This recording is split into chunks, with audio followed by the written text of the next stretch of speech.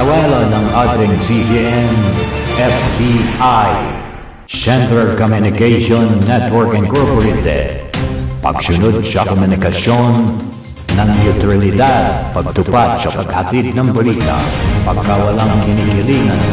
CCM News Filipino News Channel TV 83.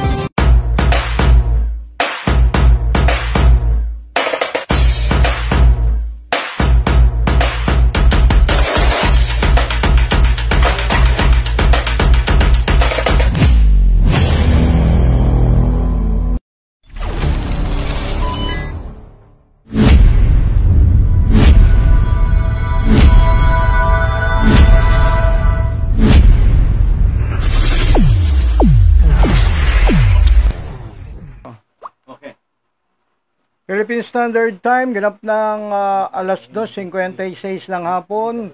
Ngayon po ay Hulyo 24, taong 2025. Meron na lamang tayong 160 araw na natitira sa taong 2025. Ang programang Balitang Reporters Action ngayon sa pangunguna po ng ating Executive Producer, walang iba kundi si Mr. Mads Pangulima. Ako po ang inyong lingkod, Reden Oro. Siyempre, kabilang sa mga balita ngayong araw na ito,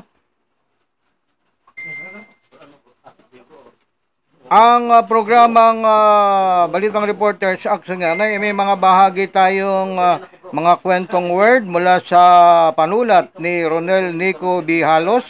Dalawa ito, yung ating pangalawang ang una nating mga kwentong word mula sa panulat ni Ronel Nico B. Halos, lalaki sa China, hinatulang mabilanggo matapos niyang painumin ng truth serum ang kaopisina. Yung pangalawa nating mga kwentong word mula pa rin sa panulat ni Ronnie Nico B. Halos, babae na pinagsasaksak ng maraming ulit o ng maraming beses nakaligtas dahil sa kanyang niretoking dibdib. Mayroon din tayong bahaging shocking news mula naman sa panulat ni Iser de Perez, mandarambong na suro na may foot fetish. At ngayon sa detalye ng ating mga balita, may kaugnayan sa ating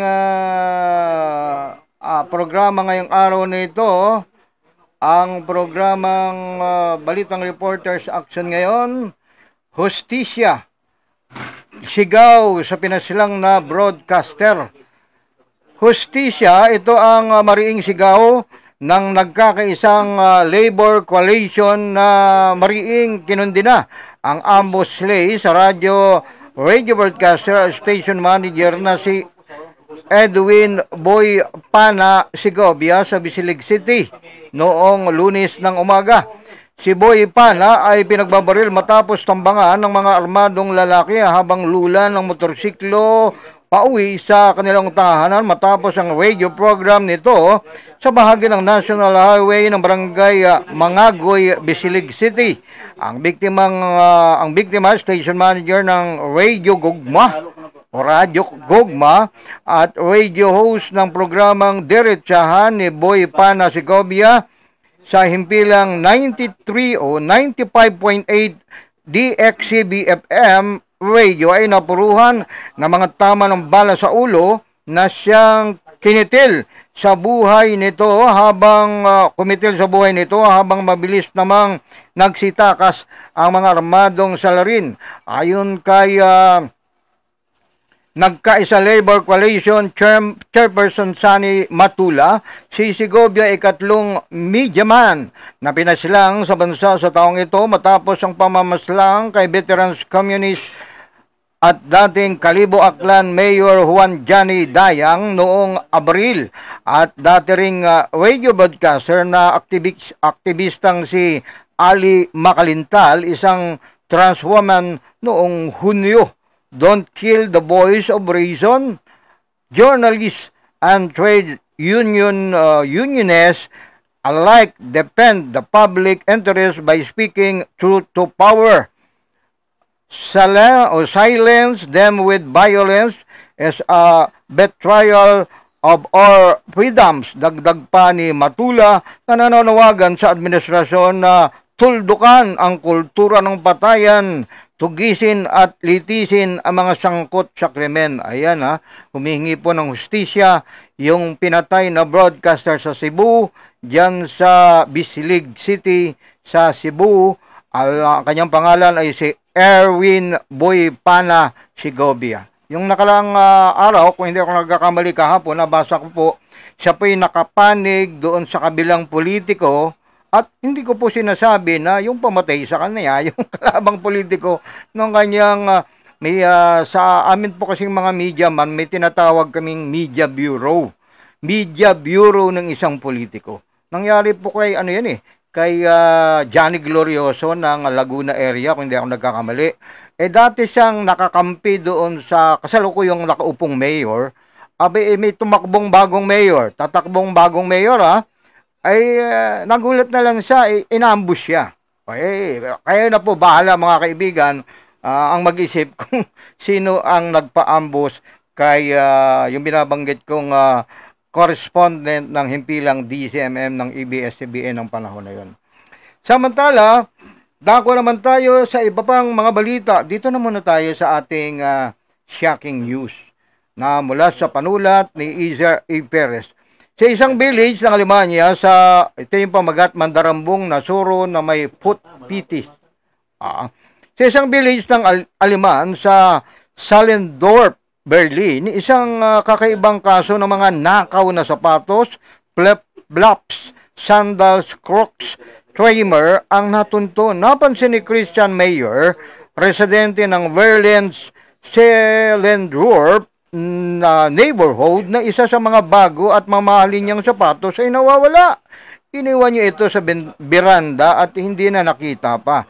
Kaya nagdesisyon siyang imbestigahan ang pagkawala. Nalaman niyang hindi lang siya ang biktima.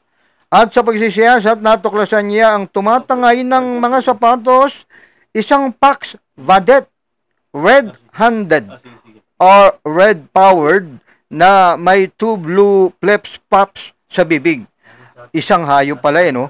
Isang araw pa, namataan ni Mayer ang naturang Zorro at sinundan niya ito hanggang sa kasukalan o masukal na gubat kung saan nakita niya ang mahigit 100 sapatos. Matindi yung magnanakaw na hayop ito, 100 sapatos na. Karamihan sa mga sapatos ay nanguya na. Ayon kay Mayor, ginunguya yung mga ninanakaw na sapatos ng hayop. Hindi makapaniwala abang kinukunan ni Mayor ng larawan ang magnanakaw na Zorro at ang Elgaten stas nito na nakatambak sa lupa. Ang bonton ng mga sapatos ay kinabibilangan ng sticker. Talaga namang mga kilalang mga pangalan ng sapatos. Sneaker, clutch, sandals at slipper sa hanay ng iba't ibang mga kulay, laki at hugis nito. Pinakamarami sa bilang ay Crocs. Hanggang ngayon, di maunawaan kung bakit tinatangay ng Zorro ang mga sapatos at bakit paborito nito ang Crocs. Isang Zorro naman sa Melbourne, Australia, ang tumangay ng 3 boots sa isang linggo. Nakuna ng TRIPS Antex sa security camera footage. Ginagalugad ng mga lobo ang kapaligiran, partikular ng amoy. Ang mga sapatos ay nagdadala ng makapangyarihang kombinasyon ng pabango. Mula sa materyales na ginawa rito hanggang sa natatanging amoy ng taong nagsusuot nito. Ang pabango sa Zorro nagbibigay ng impormasyon. Samantala, tanggap tayo ng report mula kay Noroyag Lam. Noroyag Lam, sa iyong report. Maraming salamat ay isang inspirasyon at tagumpay. Sa kabila ng matinding hamon sa aspetong pinansyal, matagumpay na nagtapos si Amiruddin Uyag mula sa Canada College of Technology and Business sa Vancouver, Canada. Isang patunay na ang determinasyon at pananalig ay sapat na sandata sa pag-abot ng pangarap. Hindi naging madali ang kanyang paglalakbay. Isa sa mga unang hamon ay ang proseso ng show money, isang mahigpit na requirements para sa mga international students. Ngunit sa kabila ng kanyang sipag tiwala sa sarili, walang sawang pagdarasal, nalampasan niya ang mga balakid na ito. Ang kanyang kwento ay paalala sa bawat kabataang nangangarap, hindi hadlang ang estado sa buhay sa pagkamit ng mataas na edukasyon. Sa halip, ito'y nagsisilbing inspirasyon sa kung may tiyaga, may pananalig at may pusong handang magsikap, darating ang tagumpay. Mula dito sa Sultan Kudarat, Maguindanao del Norte, ako si CCN Patrol number 1022 Nor Uyag, nakuulat para sa programang Balitang Reporters Action ngayon. Balitang Reporters Action ngayon. Balitang Reporters Action ngayon ng CCN News Filipino Views.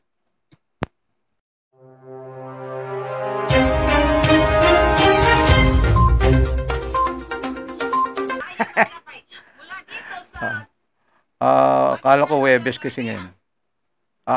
Okay. Sa pangalawa nating shocking news, washing machine para sa tao inimbento ng Japan. Nagkalituan sa pamagat. Kahapon po tayo, Balitang Reporters Action ngayon. Ngayon po ay tayo maglakbay. Ayan, pasensya na po, tao lang. Washing machine para sa tao. Aba, matatawa ba kayo dito? May washing machine na para sa tao. Yung meron na tayong panglinis ng helmet, di ba? Isasalang mo lang gano'n, magbabayad ka lang para kang naguhulog para makainom ka ng tubig o ng kape. Pero ito, washing machine para sa tao, inimbento sa Japan. Aba, kakaiba ito. Ito, washing machine para sa tao. Ngayon pa lang ini-imagine na natin kung paano maligo kung hindi ka kikilos sa pwesto. O ikaw ba ay paiikutin din? Parang washing machine, ano? Ang tagagawa ng shower head na nakabase sa Osaka sa Japan na Science Co ay bumuo ng isang outing edge na washing machine para raw sa mga tao. Pinangalan ng Myral Negen Shintakuki. Talagang hapon na hapon yung pangalan, o Human Washing Machine of the Future. About sa future pa naman pala kasi. Na inilungsad sa 1970 Osaka Kansai Expo ng Japanese tech giant. Ang Sanyo Electric Co. na ngayon ay Panasonic Holdings Corporation ang sinasabing kauna-unahang human washing machine sa buong mundo.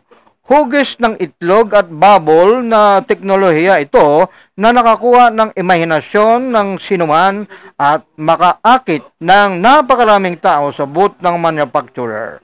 Si Yasuki Aoyami ay isa sa maraming tao na nakakita sa washing machine ni Sanyo na kumikilos noong bata pa siya at naging inspirasyon. Abangan niyo po yan, magkakaroon po ng washing machine para sa tao. Pag ikay naligo, steady ka lang. Naligo ka na doon sa loob ng washing machine. Parang shower room. Balikan natin ang ilang pang mga balita natin ngayong araw na ito. Mamaya, dakuan naman natin yung mga kwentong word. Eto, balik tayo sa balita. Emil Sumangil, ang daming dasal na hinihingi. Bakit naman kaya? Ang daming nagdasal sa kaligtasan ni Emil Sumangil ng JME7 nang makita ang post niya sa Instagram ng kamay na may hawak na rosary o rosaryo. Kasi si Emil Sumangil isang Kristiyano. Tapos, ang caption ay, iligtas mo po ako sa bantang peligrong dala ng aking trabaho. Higit sa lahat, sa tukso'y kasalanang lumalason sa aking puso't isipan, mahal na Panginoon. Mga comment na palagi kayong mag-iingat, do not let your guard down. Praying for your safety, always be safe. Kapit lang sa Diyos o are in the right track. kailangan ka ng Pilipinas para protektahan ang mga samut-saring sindikato, ang ilan sa mababasa. May nagtanong din kay Emil Sumangil kung bakit offer ba sa kanya na itigil ang kanyang pagre-report tungkol sa mga nawawalang sabongero dahil sa post ni email na sa toksoy o toksot, kasalanang lumalason sa aking puso't isipan.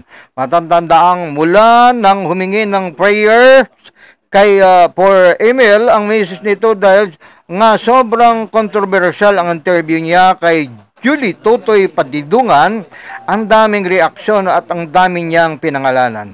At dahil si Emil ang unang nag-interview kay Totoy, hindi maiwasang may mga magalit sa kanya. Grabe ano. Sabi ko na nga ba, yun yung delikado dahil si Emil Sumangil ang unang nagbunyag sa nasabing balita tungkol sa 34 na sabongero. Samantala, dako tayo sa tuklaw ng kobra. Aba, marami pa rin palang natutuklaw ng ahas. Ginang patay sa tuklaw ng kobra. Balita mula sa Ibaan, Batangas, 58 taong gulang na ginang ang nasawi ng matuklaw ng kobra sa bukid sa barangay Talambon o Talaybon, Ibaan, Batangas. Ayon sa mga kaanak, nagbibilad ng palay ang biktimang si Ruby Soriano nang matuklaw ng ahas sa paa. Nakaramdam umano ng pagkahilo ang biktima kaya agad isinugod sa ospital pero binawian din ng buhay dahil sa bilis ng kamandag na kumalat sa katawan. Hindi naman nahuli ang kobra na mabilis na gumapang patungo sa madamong bahagi ng bukid. Patay sa isang pag-aaral ng Research Institute for Tropical Medicine o RITM, kabilang ang Batangas sa mga lugar sa Calabar Zone na may mataas na bilang ng kaso ng tuklaw ng ahas. Ang pag-aaral ay nakatuon sa pasyenteng na-admit sa RITM at natuklasan na 13.7% sa mga ito ay mula sa Batangas. Samantala, dako tayo muli sa report mula naman kay Tit Oyag mula dyan sa Mindanao area. Tit Oyag, isang report. Direkta sa mga rin, binisita ni Cotabato Governor Emilio Lala Calino Mendoza ngayong Hulyo 23 ang ilang matataas na opisyal ng Bangsamoro sa Camp Tarapanan. Nakipagtagpo si Governor Mendoza kay dating BARM Chief Minister at kasalukuyang MILF Chairman at UBJP President Alhaj Murad Ibrahim.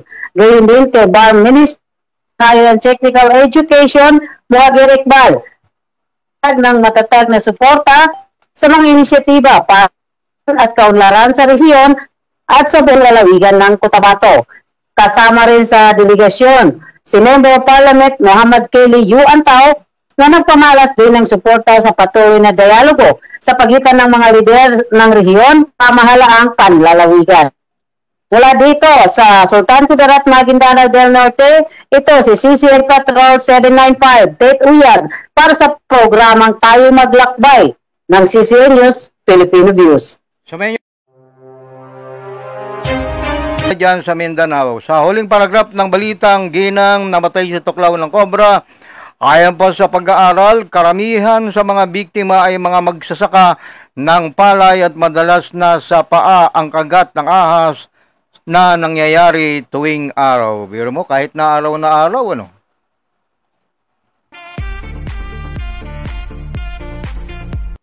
Balitang kagat ng ahas pa rin tayo. Kelot, patay sa tuklaw ng ahas. Patay ang isang magsasaka na hinihinalang natuklaw ng ahas sa barangay Bubunot, Dasol, Pangasinan. Patay sa report ng Dasol Police, huling nakita ng kanyang kasamahan ang biktima na nililigo sa irrigation canal. Subalit kinabukasan ay nakita na lamang ito na nakahandusay sa loob ng kubo. Dinala ang biktima sa paggamutan, subalit hindi na ito umabot ng buhay. Matay sa doktor na sumuri sa biktima, walang nakitang sinyalis na sinaktan ito, subalit nakitang may sugat sa kanang binti, na hinihinalang tuklaw ng ahas. Pinag-iingat naman ng mga lokal na opisyal ang mga residente sa Dasol, Pangasinan na lalo na sa mga masukal na lugar at bukirin na posibleng pinamamahayan ng mga ahas. Philippine Standard Time, ganap ng alas 3:14 ng hapon. Dakuan naman natin ang ilan pa sa mga balita ngayong araw na ito. Ayan, dito tayo. Ito.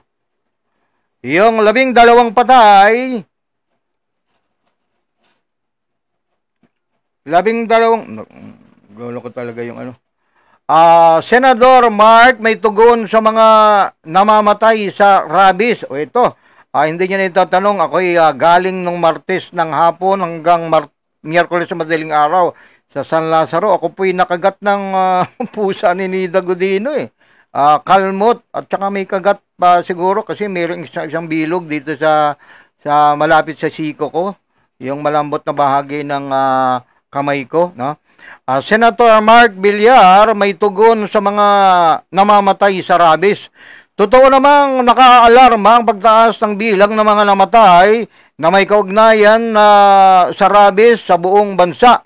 Kaya naman nananawagan si Senador Mark Villar para sa madalian at komprehensibong mga hakbang upang may iwasan ang karagdagang pagkawala ng buhay mula sa nakamamatay ngunit may iwasang sakit. Bilang tugon sa mga ulat na kumakalat online tungkol sa mga kaso ng rabies, na marami sa mga ito ay nagresulta sa kamatayan dahil sa late detection, diniin ni Senador Villar o ni Mark Villar na ang pangangailangan para sa mga aktibong pagsisikap na tumutugon sa kalusugan ng tao at hayop. Ito ay madaling o malalim tungkol sa kung gaano karaming mga Pilipino ang namamatay mula sa rabies. Dapat nating ipatupad ang mga coordinated na estratehiya na sumasaklaw sa parehong aspeto ng tao at hayop sa isyong ito o ng isyong ito. Ayon kay Senador Senador Mark Villar, nakabilang sa mga presenter kagabi sa matagumpay na 8 Entertainment Editor Choice. Aba, nandun pala siya, no? Nakaligtas sa akin yun, no? Noong July 20 yun. Pinunto rin niya na ang karamihan sa mga insidente ng rabies ay nagmumula sa 3 pangunahing isyu. Ang kawalan ng kamalayan ng publiko sa mga panganib ng hindi ginagamot na kagat, mahinang pag-akses sa mga bakuna laban sa rabies ng tao, at isang malawakang pagkabigo sa pagbabakuna sa mga hayop, partikular na sa mga ligaw. Ayan ang delikado, yung nakakagat sa akin pusa, ligaw na pusa eh. Upang matugunan ang mga hamong ito, itinataguyod ng Senador Mark Villar ang malawakang pagbabakuna sa mga hayop sa pamamagitan ng malapit na pakikipagtulungan sa mga kanlungan ng mga halagang hayop. Nakita namin na ang paraan ng trap vaccinated release ay isa sa pinaka-epektibo at abot-kayang paraan upang makontrol ang rabies, lalo na sa mga ligaw na aso at pusa. Ayan, pusa yung dumamba sa akin eh. Sabi niya, bilang bahagi ng inisyatiba, nagain siya ng panukalang batas sa 28th Congress na nagmumungkahi ng pagtatayo ng isang pampublikong klinika. Ayan, ng veterinaryo sa bawat lungsod at munisipalidad sa buong bansa. Ang mga klinikang ito na sumusuporta o sinusuportahan ng kawanihan ng industriya ng hayop ng Department of Agriculture at mga local government unit para abot kayang pangangalaga sa veterinaryo, kabilang ang mga mahalagang serbisyo tulad ng mga kabilang ang mahalagang serbisyo tulad ng mga pagbabakuna at mga gamot. Sa pamagitan ng panukalang batas na ito, layunin naming gawing mas abot kaya ang mga serbisyo ng veterinaryo at naka-akses sa bawat Pilipino. Umaasa rin din kami na hihikayatin ito ang mga lokal na pagsisikap sa na labanan ang mga isyu sa kalusugan tulad ng rabies simula sa pagpaprotekta sa ating mga hayop. Binigyan din ng senador ang kahalagahan ng pag-iwas sa antas na komunidad lalo na sa pamagitan ng paggawa ng mga bakuna sa alagang hayop at ligaw na hayop bilang isang regular na bahagi ng mga programa sa pampublikong kalusugan. Ang rabies ay hindi lamang isang isyu sa kalusugan ng tao, ito ay isang isyu sa kalusugan. May dugtong pa. Ayan, wala. Tapos na yun, kalusugan. Ayan. At yan ang pag-aalala. Hindi, ito nga. Kalusugan din, kalusugan ng hayop din. Denny Villar, iyon ang dahilan kung bakit kailangan natin ng napapanatiling pagmatagalang mga plano na higit pa sa mga reaktibong hakbang. Ayan. Tulad ng mga kasabay kong na kagat, biro mo ang aso nila, galing pa po sila sa Cainta Rizal, nung hapon hanggang gabi nung Miyerkules. Yung aso po nila dahil sa baha, hindi makababa. Kausap ko po yung mag-asawa, ang aso po nila ay may lahing Aspin at may lahing Labrador. Pinakita sa akin ng picture, ang laki ng aso kaya ka pa nila nung maliit hanggang sa lumaki. Pero dahil sa yung aso po na-stress ang ayon sa kanila, gustong bumaba para siguro umihi o dumumi, ay umihi na nga raw doon sa sahig. Pero nung sabi ng misis, pakiabot mo nga sa akin ng cellphone ko. Nung abutin yung cellphone, sinakpal po yung braso ng mister. Kaya yun, napasugod sila sa Cainta Rizal, tapos tumuloy sila sa San Lazaro Hospital para mapa-inject ng anti-rabies aso. Ako naman pusa, pero pinababalik kami pare-parehas, kung hindi ako nagkakamali, siya rin. Ako, kailangan ko bumalik bukas sa San Lazaro, madaling araw, at madaling araw uli ng Biyernes bukas at madaling araw sa susunod na linggo naman ng araw ng Martes. Kita nyo yan? Grabe yung yung kagat ng pusa at saka aso. Kahit nakalmot po huwag nyo pong sabihin kalmot lang ng aso o kalmot lang ng pusa. May rabies din po yan, yung kalmot ng pusa. Yan. Philippine Standard Time sa oras na 3:21 ng hapon. Dito pa rin sa programang tayo maglakbay pang Huwebes edition, Thursday edition. Oras, 3:22 ng hapon. 12 patay, siyam pa nawawala kay Krising Habagat. Detalye ng balitang yan.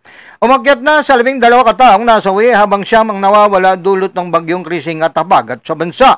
Ayon kay spokesperson o spokesman Brigadier General Randolph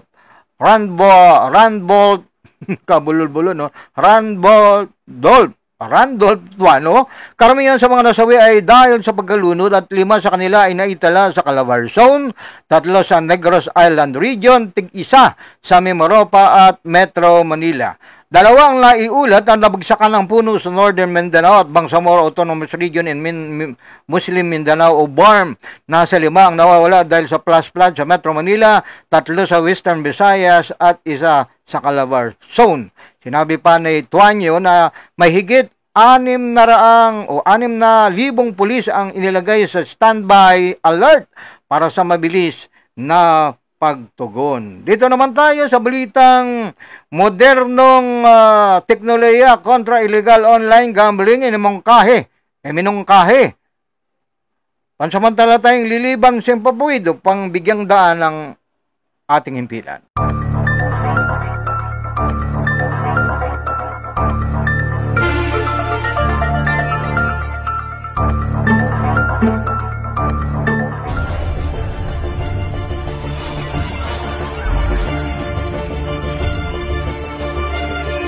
Sa wala ng ating CGN, FBI, Central Communication Network Incorporated, pagsunod sa komunikasyon ng neutralidad, pagtupat sa paghatid ng balita, pagkawalang kinikilingan, CGN News Filipino News Channel TV 83.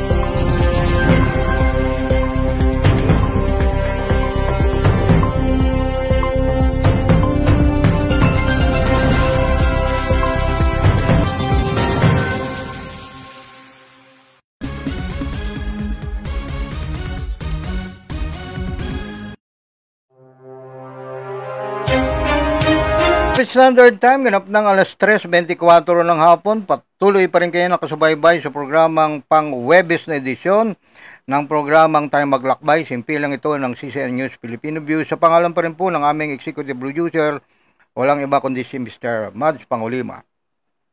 Dako naman tayo sa balitang modernong teknolohiya kontra illegal online gambling iminungkahi. Hello!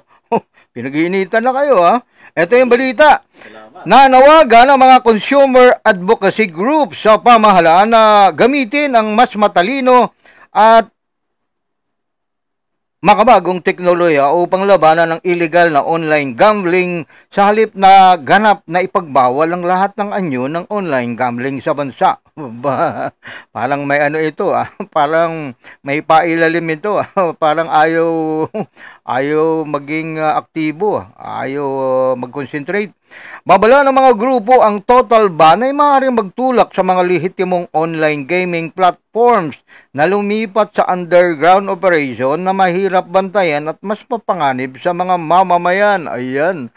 Sa kanilang pahayag, iginiit ang bantay consumer, kalsada, kuryente at consumer at mamamayan ang pangangailangan ng mas mahigpit na digital regulation na sinusuportahan ng mga makabago at mas pinahusay na mekanismo ng pamamahala sa halip na simpleng pagbabawal na posibleng magdulot ng mas malawak na operasyon ng iligal at hindi matunton ng mga sugalan online.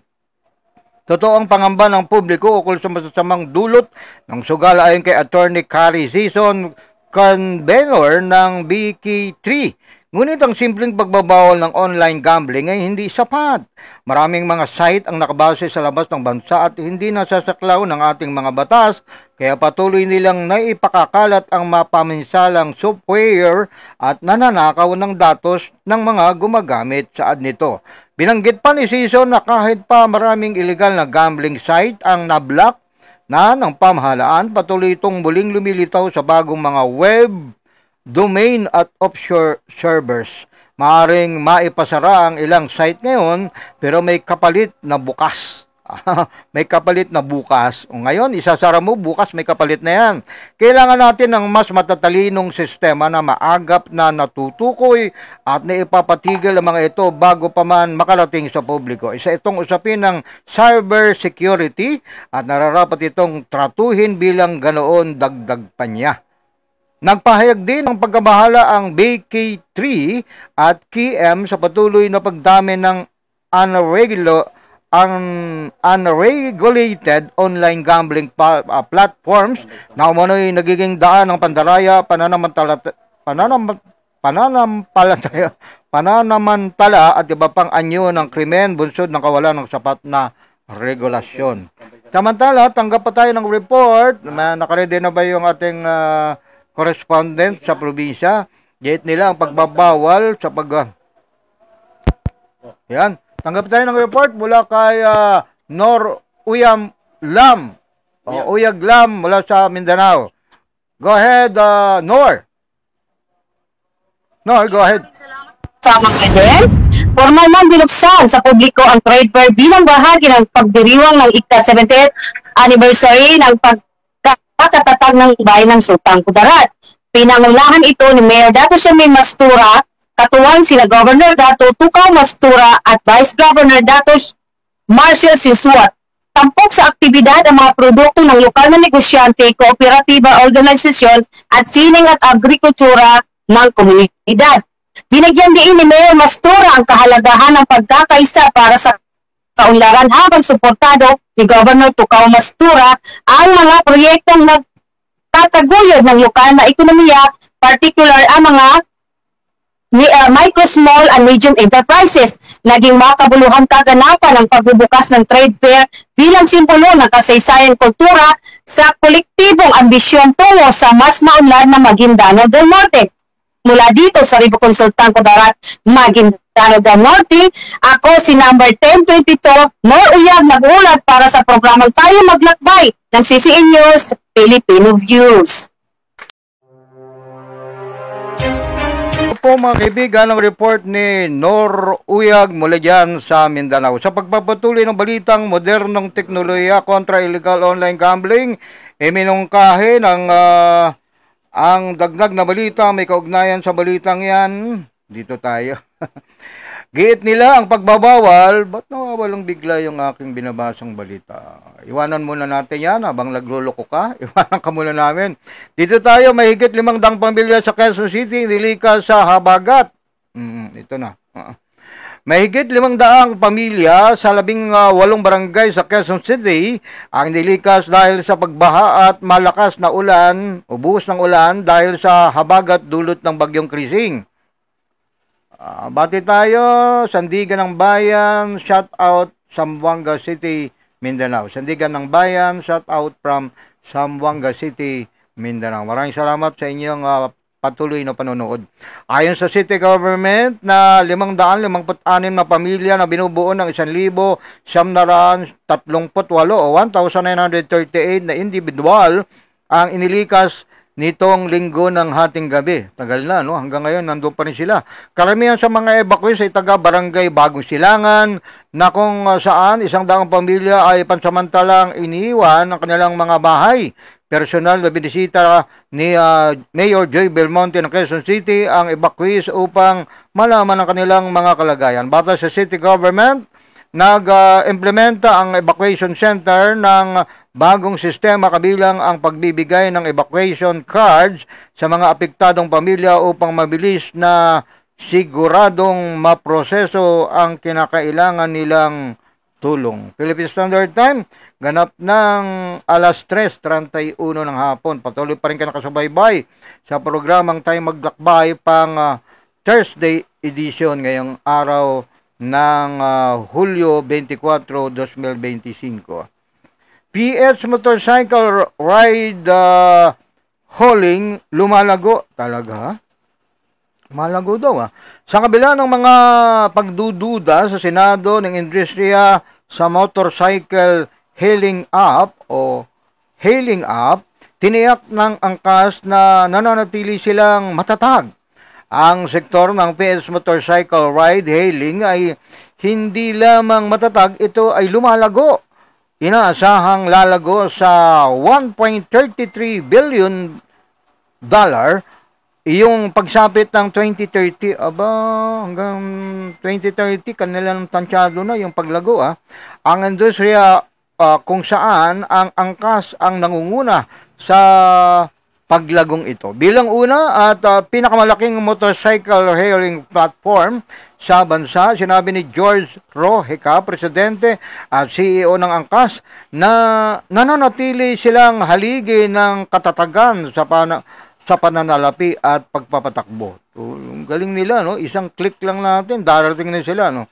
Sa mahigit 6 na milyong user ng app, 10,000 sinanay na rider at 99.997% na record ng kaligtasan, 12 milyong pag-download sa buong bansa.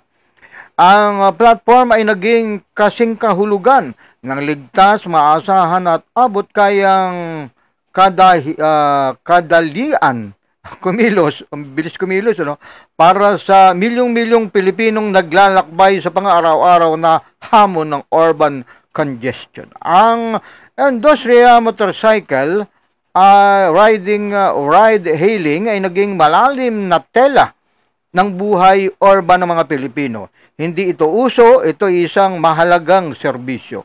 Ang pinagmamalaki ng angkas na pamunuan ang industriyang ito na may innovation, kaligtasan at sustainability sa ating cure, dagdag ni Roheca. Galing na-imbento yung biro mo, maganda yung pagkaka-imbento nung mga apps na yan, yung tatawag ka lang, marami sila, mayroong Choi, may iba pa, hindi ko lang maalala. Sa oras na alas 3:34 ng hapon, patuloy pa rin kayo nakasubaybay sa himpilang CCN News, Filipino Views, ngayong maulang araw pa rin ng Huwebes, Hulyo 24, 2025. Dako tayo sa balitang lalaki na may kasong 3 counts of rape sa Bicol na aresto o nadakip sa Batangas. Kahit saan ka magtago, mahuhuli ka. Naaresto o nahuli ng mga otoridad ang number 8 most wanted person sa Bicol Region na naharap sa 3 bilang ng kasong rape sa isang joint operation sa Batangas nitong Lunes. Nakarang araw pa ito. Kinilala ni Police Regional Office o PRO 5 Director Brigadier General Nestor Babagay Jr. ang suspect na si alias Arman, residente ng Lipa City, Batangas sa tubong Aruroy, Masbate. Ganyan po yung bigkas niya, na Aruroy. Aruroy yung iba eh. Nagsanib ng persa ang Aruroy Municipal Police, Santo Tomas City, Batangas Police, at Batangas Police para isilbi ang arrest warrant na sa suspect na hindi nanlaban pa. Nasa kustodiya na sa Santo Tomas City Police ang suspect.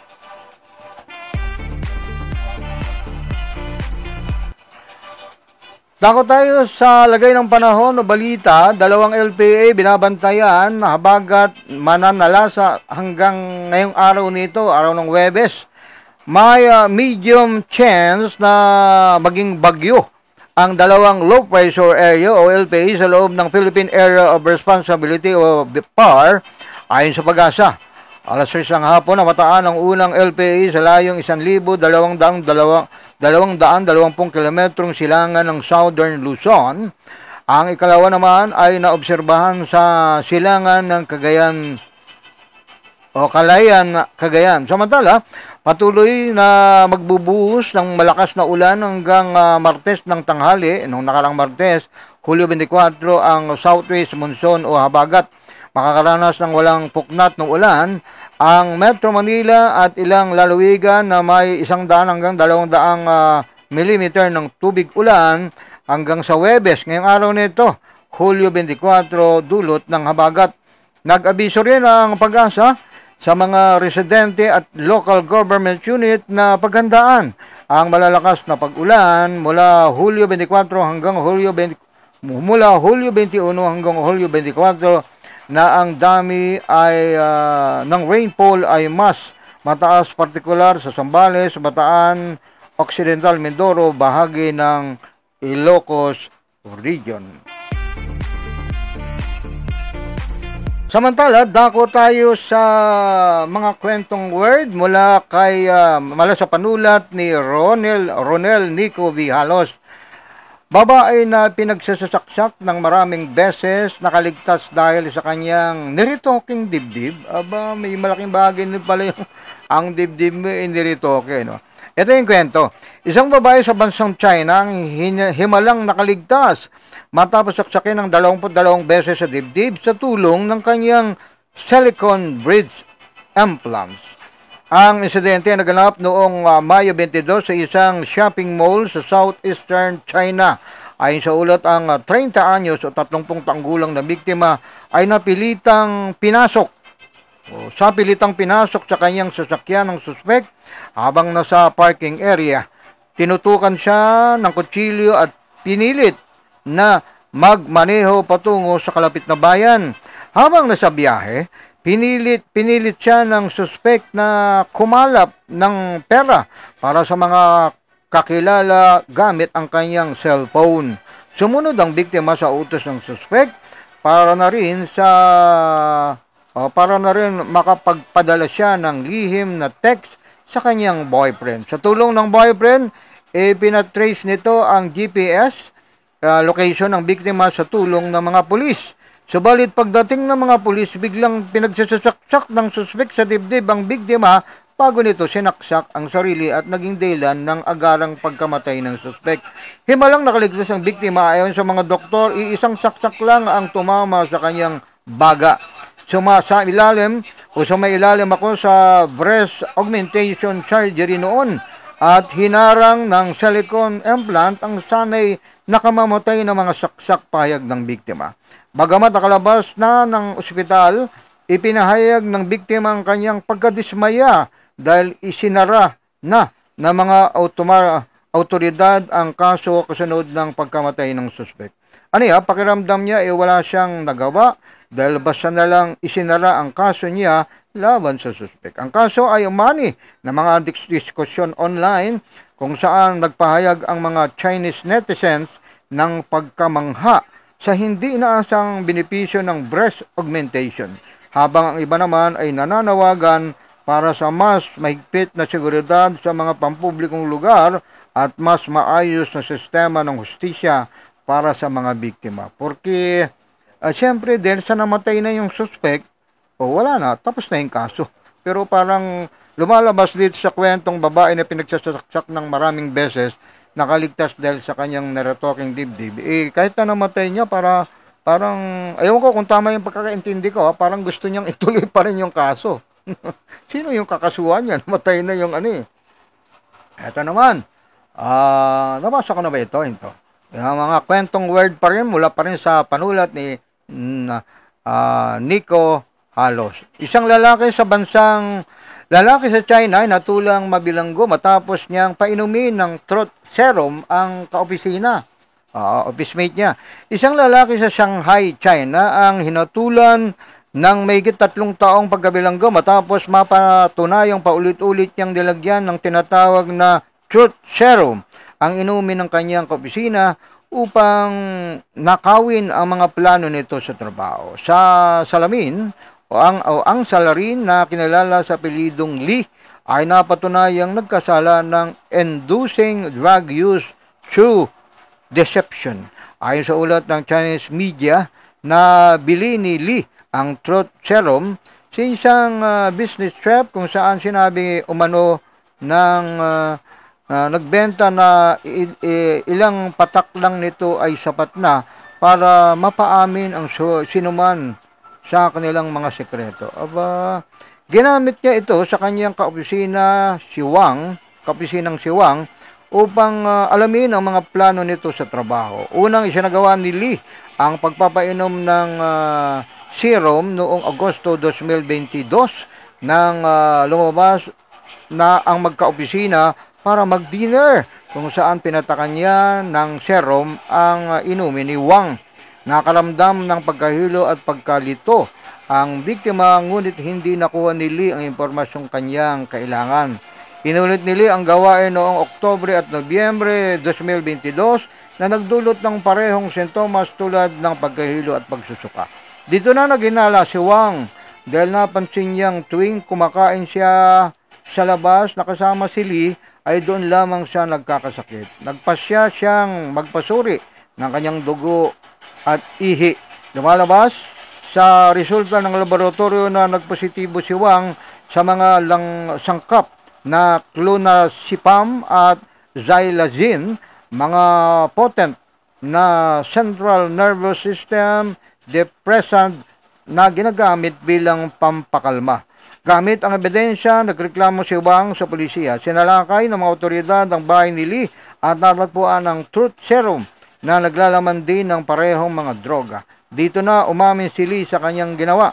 Kamakailan ay natulan ng Shanghai Jingyang District Police Court si Lee ng 3 taon at 3 buwang pagkakakulong at pinagmulta ng 10,000 yuan.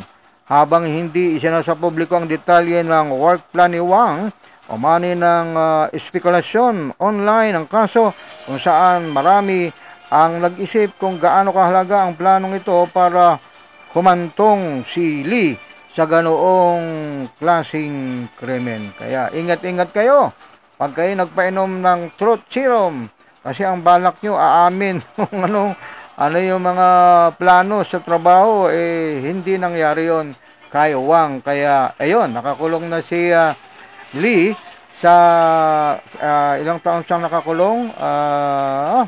Ayun, 3 taon at 3 buwan. 3 years and 3 months.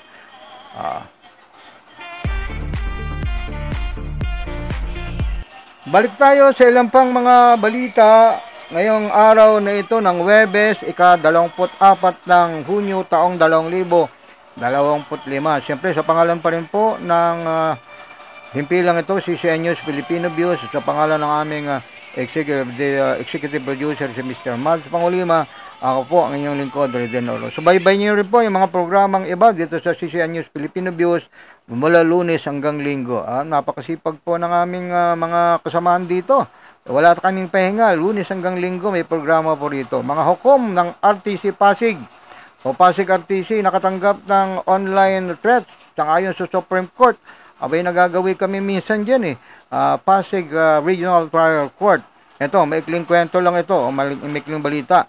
Kinumpiska ng Supreme Court, SC o Supreme Court nga, kinumpirma ng Supreme Court o SC na ang mga hukom ng Pasig Regional Trial Court o RTC ay nakatanggap ng online threats na ipinadala sa pamamagitan ng email noong Miyerkules. Tiniyak naman ng kahapon lang SC o Supreme Court na may mga hakbang na pangseguridad na inilagay upang maprotektahan ang mga hukom o judge at iba pang tauhan ng RTC o ng Pasig Regional Trial Court. The court is taking this matter seriously and is closely monitoring the situation. An investigation is underway and coordination with law enforcement authorities. Appropriate security measures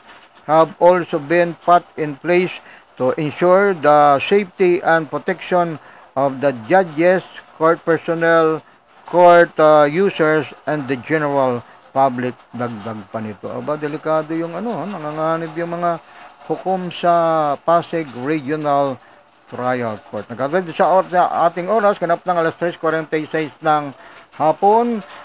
Dako naman natin itong dagdag na mga kwentong word mula pa rin sa panulat ni Ronel Nico Bihalos. YouTuber, nagpanggap na patay para makakuha ng refund sa airline. Gaano matalino ito. Ito yung kwento. Nag-viral online ang British YouTuber na si Max Post matapos niyang pikiin ang kanyang kamatayan para lang makuha ang $50 na refund mula sa isang airline. Ayon kay Post, hindi niya naggamit ang binili niyang train ticket, ngunit ayon sa patakaran ng airline, kamatayan ng pasahero ang tanging tatanggapin niyang dahilan nilang dalhin para sa refund ng bayad. Dahil dito, nagpunta si Post sa Cebu nga, Italy para kumuha ng death certificate mula sa isang lokal na opisyal. Ipinasa niya ito sa airline bilang patunay na patay na siya. Ngunit ayon sa kanyang abogado, ng mapanganib ang ginawa ni Post at maaari siyang makasuhan ng fraud kahit na biro lamang ito. Hindi pa rin niya nakuha ang refund, ngunit nag-trending ang kanyang video at umani ng maraming reaksyon sa social media. Paalala ng ilan, mahalagang basahin at unawain ang refund policy ng airline bago bumili ng ticket. Ang YouTuber na si Max Post na pineke ang kamatayan para makuha ang refund sa airline. Nagpeke na siya. Buti hindi siya nademanda. Nademanda ba siya sa kwento? Ito. Kaalaman o kaakalain mo mula sa research ni Annabel Obembiahe, narinig niyo na ba yung pangalan ng hayop ay Leopon? Ano ba yung Leopon? Mayroong leon, meron din namang leopard. Ito yung kwento kaya nabuo yung pangalang Leopon. Ang Leopon o Leopon ay anak ng nagtalik na lalaking leopard at babaeng leon. Paano naman kung ang una leopard. Yan. Leon. Ayan. Leopard. Leopard at leon. Ito kasing leopard, kamukha din ng leon, halos to medyo dikit lang yung kanyang balahibo, parang tigre. Ayan. Ayan na yun. Kaya tinawag niya Leopon dahil ang Leopon ay anak ng nagtalik o nag-sex na lalaking leopard at babaeng leon. Ito pa, yung pangalawa, tsaka pangatlo, tsaka pang-apat. Sa akalain mo pa rin ni Annabel Obembiahe. Base sa US o United States Survey, ang magpartner na nag-live-in muna bago magpakasal ay mas malaki ang tsansa na mag-divorce. Ayan, yung nag-live-in muna bago magpakasal, pwedeng dumating sa punto na balang araw magdi-divorce sila. Ayan. Hamunan ng hiwalay na tayo. Ito yung pangatlo. Nagtagumpay ang state of Utah. Utah po ang basa dyan, Utah, na mabawasan ang homelessness ng 70% o 78% o 78% dahil sa pagbibigay ng gobyerno ng libreng bahay, umurang bahay simula noong taong 2005, taong 2005. Pero may libreng bahay at may libreng murang bahay. Ayan, yung mga walang tahanan. Yung huli, ang original na plano ng inventor ng automated teller machine o ATM na si John Shepard Varun ay 6-digit ang ATM pins. Pero ginawa lang 4 digits dahil hanggang 4 lang na numero ang kayang tandaan ng kanyang misis. Ganun pala ng dahilan, misis lang, kaya ginawang 6, dati 4 lang. Ayan. Ibig sabihin, yung misis niya, 1, 2, 3, 4 lang ang natatanda ang numero, pero hindi niya na kayang magtanda ng hanggang 6 na numero. Ayan. ATM po.